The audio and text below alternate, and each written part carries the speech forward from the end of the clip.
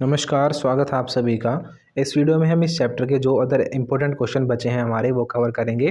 तो देखो इसमें हम मेनली प्रीवियस ईयर क्वेश्चन जो भी हैं या और भी कोई अदर इम्पोर्टेंट क्वेश्चन बनता है तो वो सारे कवर कर लेंगे। देखो ज्योग्राफी में हमारे इतने बड़े क्वेश्चन नहीं हैं, शॉर्ट क्वेश्चंस हैं और बहुत ही छोटे चैप्टर हैं। इनको आप अच्छे से पढ़ लेना तो आपको सारी चीज़ें आराम से समझ में आ जाएंगी। तो मैंने चैप्टर्स पर पूरी वीडियो बना रखी है, अगर किसी बच्चे ने वो नहीं देखी है तो पहले चैप्टर वाली वीडियोस को देखो, देन आप क्वेश्चन आंसर्स पे आना, ठीक है। फिर आपको ये सारे क्वेश्चन अच्छे से समझ में आएंगे। देखो फर्स्ट क्वेश्चन है, प्रीवियस ईयर क्वेश्चन भी है ये, ठीक है, आपसे कई बार पूछा गया है भी बिल्कुल सिंपल। आयु संरचना को जनसंख्या संगठन का एक महत्वपूर्ण सूचक क्यों माना जाता है, एक कारण लिखिए। मैंने आपको बहुत अच्छे से समझाया था कि एज ग्रुप 3 हिसाब से बटा होता है। पहला है आश्रित जनसंख्या, यानी कि बच्चे जो कि स्कूलों में पढ़ते हैं या अभी काम नहीं करते, यानी जो पैसा नहीं कमाते, वो आश्रित है अपने माँ बाप पे, है ना, डिपेंड है ना उन पे वो।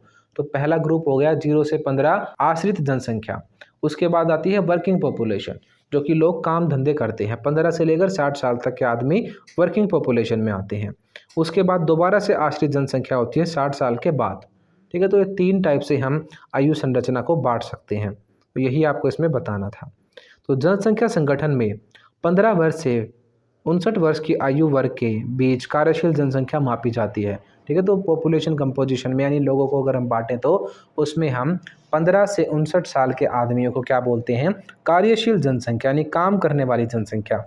60 वर्ष से अधिक वर्ग वृद्ध जनसंख्या प्रदर्शित करती है, यानी 60 से ऊपर वाले बूढ़े होते हैं, आप सभी को पता है, जिसे स्वास्थ्य संबंधी अधिक खर्च करना पड़ता है, यानी उन्हें बीमारियां वगैरह होती हैं। इस एज ग्रुप में आदमी काम नहीं कर पाता और बल्कि उसे खर्च और करना पड़ता है। आपको इस क्वेश्चन में यही बताना था कि आयु संरचना के हिसाब से भी जनसंख्या जो है उसको हम बांट सकते हैं, ठीक है।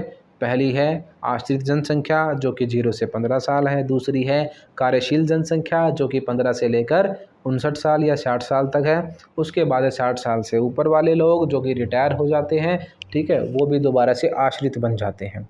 अब देखो नेक्स्ट क्वेश्चन, यूरोप के कुछ देशों में लिंग अनुपात स्त्रियों के पक्ष में क्यों पाया जाता है, कारण बताओ। अब देखो यूरोपियन कंट्रीज़ में महिलाएं ज़्यादा हैं। हमने पढ़ा था कि दुनिया में सबसे ज़्यादा महिलाएं लातविया देश में हैं। तो अगर आपसे एक क्वेश्चन पूछें कि कहाँ पे भाई सबसे ज़्यादा महिलाएं, तो आप बताओगे लातविया देश में। तो यहाँ पे क्वेश्चन क्या है कि यूरोप में जो फीमेल है वो ज़्यादा क्यों है।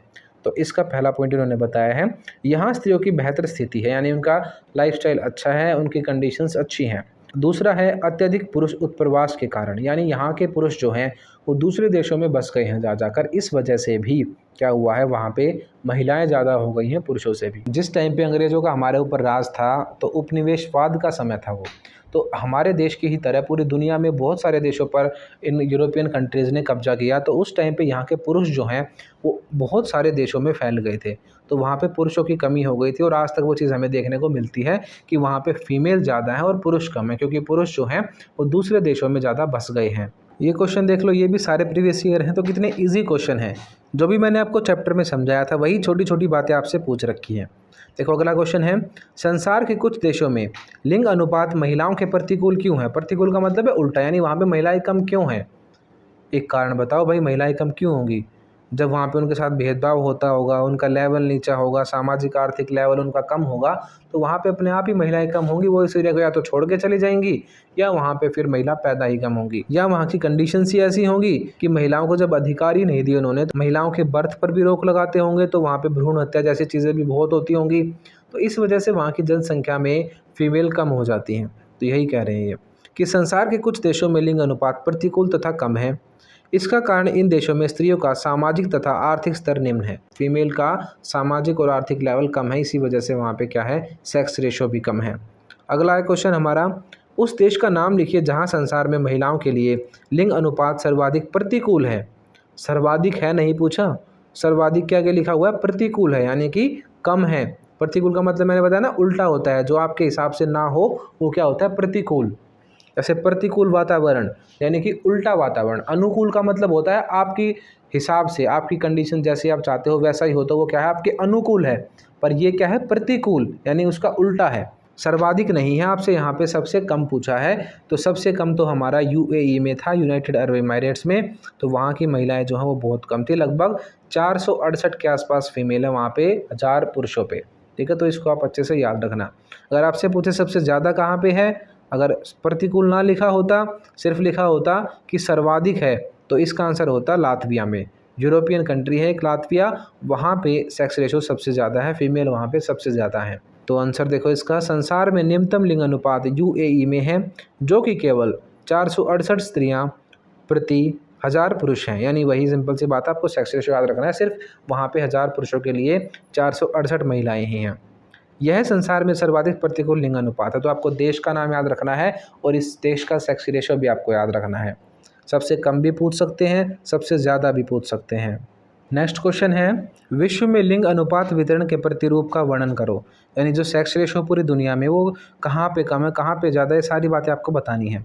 फर्स्ट देखो, विश्व की जनसंख्या का औसत लिंग अनुपात प्रति 1000 पुरुषों पर 990 स्त्रियाँ। यानी अगर हम पूरी दुनिया के मेल देखें और पूरी दुनिया के फीमेल देखें तो वो निकलती हैं 990 फीमेल हैं और 1000 मेल है। ठीक है, तो 1000 मेल पे 990 फीमेल है, यानी कि पूरी दुनिया का सेक्स रेशो है ये। अब देखो दूसरा, विश्व में उच्चतम लिंग अनुपात लैटविया में दर्ज किया गया है, जहां प्रति 1000 पुरुषों की तुलना में 1187 स्त्रियां हैं। मैंने आपको बताया था ना कि सबसे ज़्यादा सेक्स रेशो लैटविया देश में है 1187। यानी वहाँ पे अगर 1000 मेलों को हम काउंट करेंगे तो 1000 मेलों पे 1187 फीमेल, यानी कि 187 फीमेल ज़्यादा है वहाँ पे। तीसरा देखो, निम्नतम लिंग अनुपात संयुक्त अरब अमीरात में दर्ज किया गया है, जहां प्रति 1000 पुरुषों की तुलना में 468 स्त्रियां हैं। तो अभी ये बात भी हमने पढ़ी थी कि सबसे कम कहाँ पे है, यूनाइटेड अरब इमारेट में है। ठीक है, वहाँ पे 468 महिलाएं हैं केवल 1000 मेल पर। अब फोर्थ, संयुक्त राष्ट्र संघ द्वारा सूचीबद्ध 139 देशों में लिंग अनुपात स्त्रियों के लिए अनुकूल है। ठीक है, लगभग 139 देशों में महिलाओं का लेवल ठीक है, कोई दिक्कत नहीं है, वहाँ पे उनके अनुकूल है वो। शेष 72 देशों में यह उनके लिए प्रतिकूल है, यानी उनसे उल्टा है।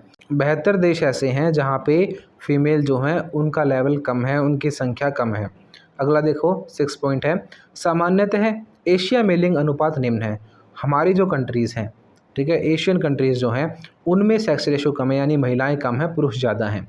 चीन, भारत, सऊदी अरब, पाकिस्तान व अफगानिस्तान जैसे देशों में लिंग अनुपात और भी निम्न है, यानी बहुत कम है। ठीक है, हमारे भारत देश में भी फीमेल बहुत कम है। अब आपको यहाँ पे डाटा याद रखना कि कहाँ पे कम है, कहाँ पे ज़्यादा है। तो यूरोपियन और वेस्टर्न कंट्रीज़ में ज़्यादा है और एशियन कंट्रीज़ में कम है। इन देशों के नाम आप याद रखना। 7वां पॉइंट है हमारा, दूसरी ओर रूस सहित यूरोप के एक बड़े भाग में पुरुष अल्पसंख्या में है। ठीक है, यही बात आ गई अब कि वहाँ पे पुरुष कम है, यहाँ पे महिलाएं कम है ना, जैसे वहाँ पे पुरुष कम है। यूरोप के अनेक देशों में पुरुषों की कमी, वहाँ स्त्रियों की बेहतर स्थिति तथा भूतकाल में विश्व के विभिन्न भागों में अत्यधिक पुरुष उत्प्रवास के कारण है।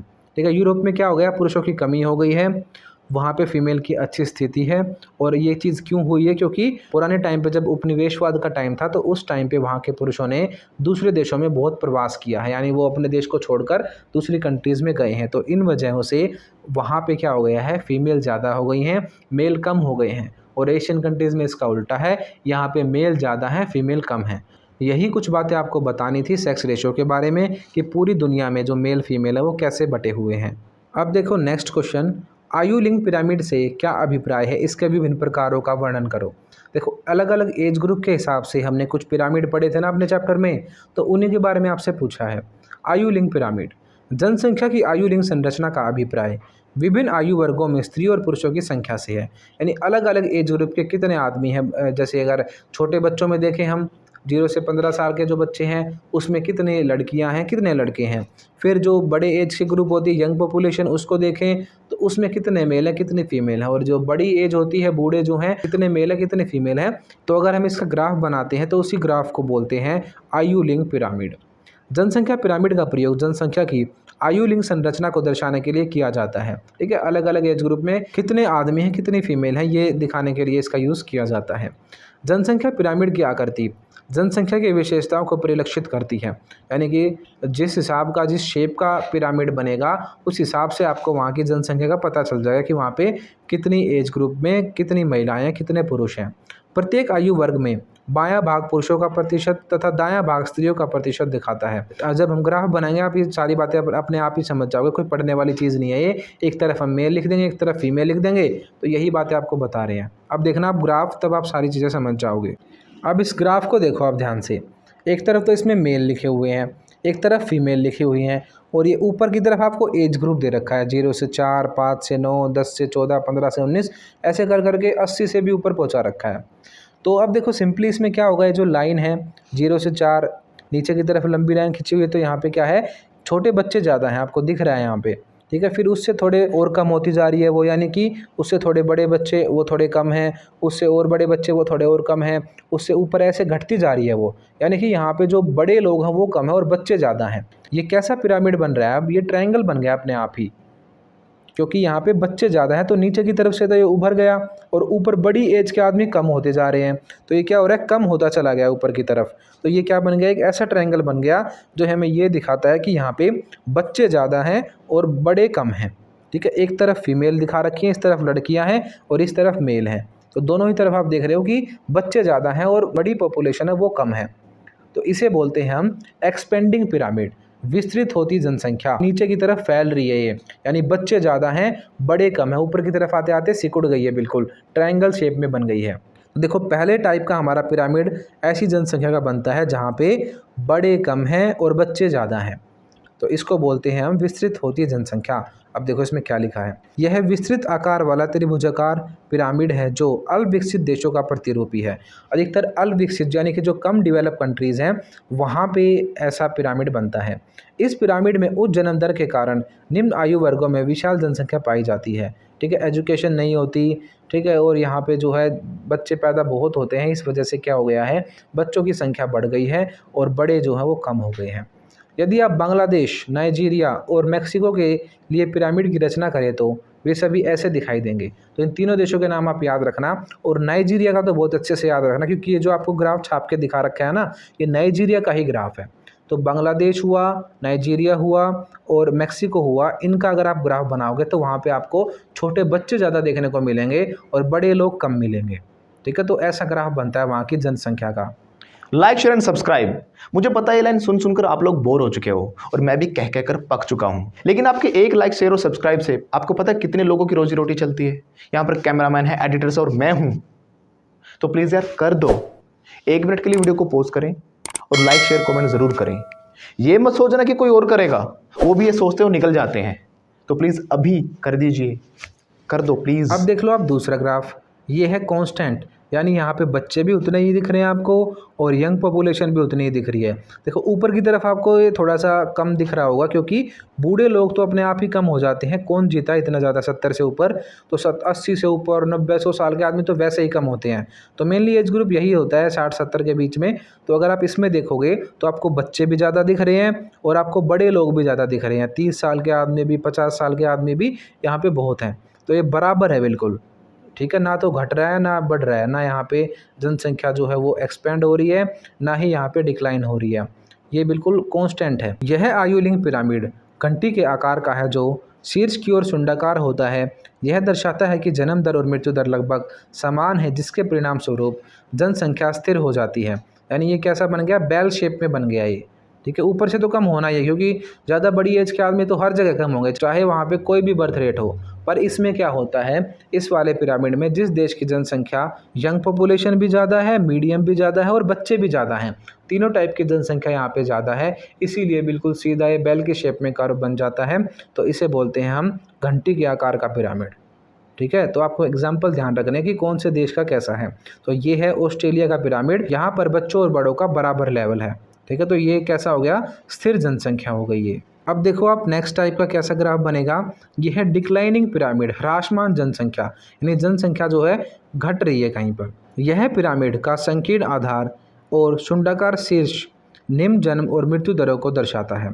देखो नीचे से भी कम है ये और ऊपर से भी कम है, यानी कि यहाँ पे बड़ी एज के आदमी भी कम है और बच्चे भी कम है, सिर्फ बीच की तरफ से उभरा हुआ है, यानी कि यंग पॉपुलेशन ज़्यादा है यहाँ पे, जहाँ की बर्थ रेट कम होगी और डेथ रेट ज़्यादा होगी, यानी कि वहाँ पे बच्चे भी कम होंगे और बूढ़े भी कम होंगे, सिर्फ मीडियम एज ग्रुप जो होता है उस एज ग्रुप के आदमी होंगे। तो ऐसा ग्राफ बनेगा आपका, देख लो बीच में से उभरा हुआ है ये, है ना, और ऊपर से भी बिल्कुल संकीर्ण है, यानी कि बहुत कम है, और नीचे से भी बहुत कम है। तो ये कैसा ग्राफ बन गया हमारा, ये बन गया कम बच्चों वाला और कम बूढ़ों वाला। ऐसा एग्जाम्पल है हमारा जापान का, ठीक है। जापान में अधिकतर लोग यंग हैं, जवान पॉपुलेशन है वहाँ की, वहाँ पे आपको 25 से लेकर 50-60 के बीच में बहुत सारे आदमी देखने को मिलेंगे। ठीक है, अधिकतर इस एज ग्रुप के आदमी हैं वहाँ पे। तो ऐसा ग्राफ आप याद रखना किसका बनता है, जापान का बनता है। तो बस आपको यही पता होना चाहिए कि ग्राफ कैसे बनता है और किस देश का कैसा ग्राफ है। ठीक है, मैंने आपको जब चैप्टर पढ़ाया था बहुत अच्छे से ये सारी चीज़ें समझाई थी। तो अगर किसी बच्चे ने चैप्टर वाली वीडियोज़ नहीं देखी हैं तो पहले चैप्टर वाली वीडियोज़ को देखो, उसके बाद आप क्वेश्चन आंसर्स करना और ये सारे के सारे इंपॉर्टेंट क्वेश्चंस आपके, इनको अच्छे से पढ़ के जाना क्योंकि यही आपके एग्जाम्स में पूछे जाएंगे। अगर आपको ज्योग्राफी के हैंड रिटन नोट्स पीडीएफ चाहिए तो हमें इस नंबर पर व्हाट्सएप करें। आपको सिंपली इस पर 12th ज्योग्राफी नोट्स लिख के मैसेज सेंड करना है। आपको नोट्स बहुत ही नॉमिनल प्राइजेस पर मिल जाएंगे। अगर आप अदर सब्जेक्ट्स के भी चाहते हैं तो आपको 12th लिख के आगे वो सब्जेक्ट मेंशन करना है। जैसे आपको हिस्ट्री की चाहिए तो 12th हिस्ट्री नोट्स, पॉलिटिकल की चाहिए तो 12 पॉलिटिकल नोट्स लिख के मैसेज सेंड करना है। And other details you will get on WhatsApp. Thank you. Like share and subscribe. मुझे पता है ये लाइन सुन सुनकर आप लोग बोर हो चुके हो और मैं भी कह कहकर पक चुका हूं, लेकिन आपके एक लाइक शेयर और सब्सक्राइब से आपको पता है कितने लोगों की रोजी रोटी चलती है। यहां पर कैमरामैन है, एडिटर्स और मैं हूं। तो प्लीज यार कर दो, 1 मिनट के लिए वीडियो को पॉज करें और लाइक शेयर कमेंट जरूर करें। ये मत सोचना कि कोई और करेगा, वो भी ये सोचते हो निकल जाते हैं। तो प्लीज अभी कर दीजिए, कर दो प्लीज।